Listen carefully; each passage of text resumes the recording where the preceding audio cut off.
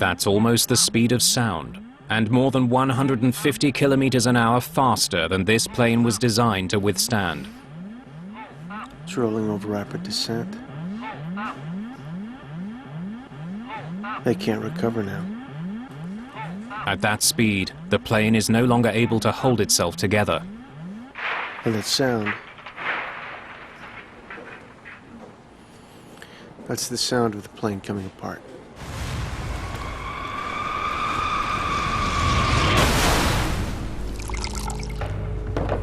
The black boxes have revealed how Flight 574 crashed.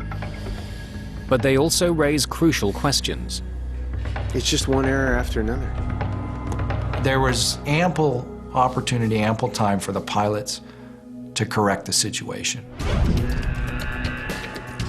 The investigators have come to a disturbing conclusion. The only mechanical failure was with the plane's navigation system. And that shouldn't have caused the crash. The more significant failures were human. Okay, put the IRS in attitude. But why should qualified pilots make these disastrous mistakes? Don't turn it! This is our heading! To find these answers, investigators must look at the airline itself. This one accident will raise serious questions about Indonesia's entire aviation industry.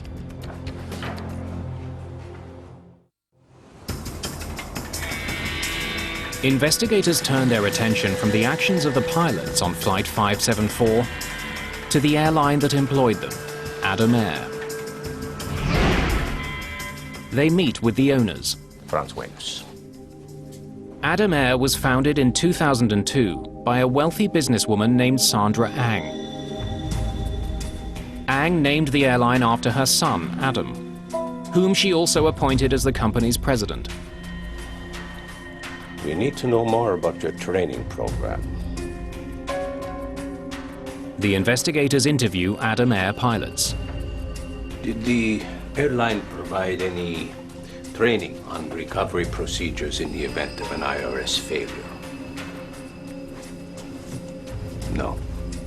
They want to find out more about how the airline trained its flight crews. What about recovery techniques? IRS troubleshooting? No? What they uncover is disturbing.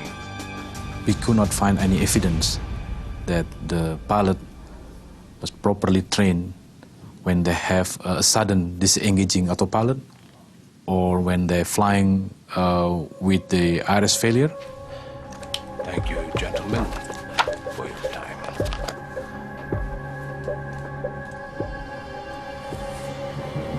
As they dig deeper, investigators find an airline plagued with safety issues.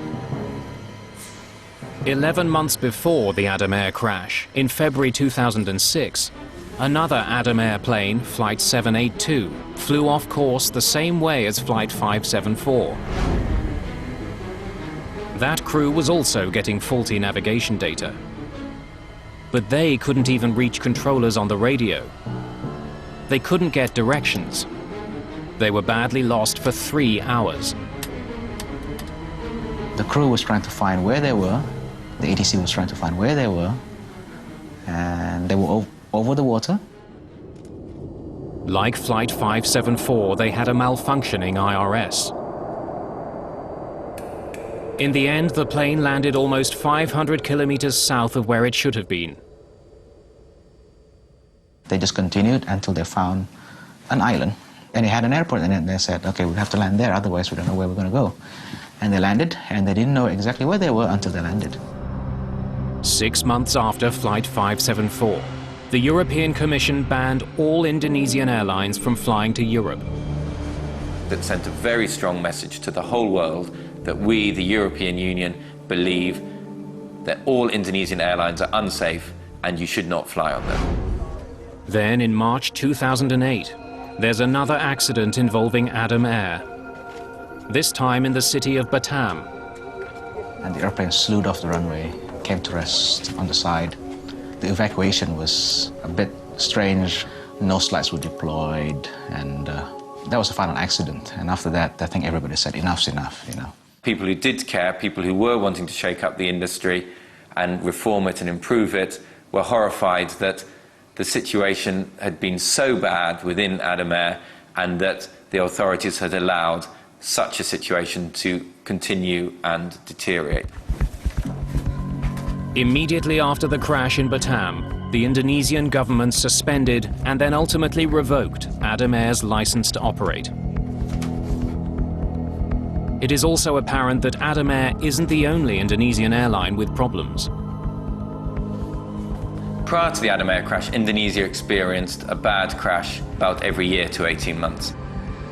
Many of those accidents involved the discount carriers that the government had allowed to thrive. More than 50 such airlines were in operation at the time of the Adamair crash.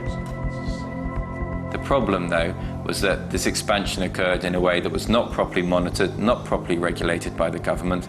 Thousands and thousands of people are being employed to work for airlines when they just don't have the experience to do so and are not being adequately trained, as the investigation report into the Adamair crash demonstrated. Indonesia's poor safety record forces the government to take steps to improve airline safety throughout the country. It begins rating airlines on safety and grounds those that don't comply. There have been fewer fatal incidents since the reforms. But a year and a half after it was put in place, the European Union's ban on Indonesian airlines was still in effect. Those familiar with Indonesian aviation think the reforms could go even further. So that we have no more Adamairs, we have no more companies that cut costs too much and gives all these extra risks to the public, because that's not what the public should receive. The public should receive a reliable and safe means of air transportation.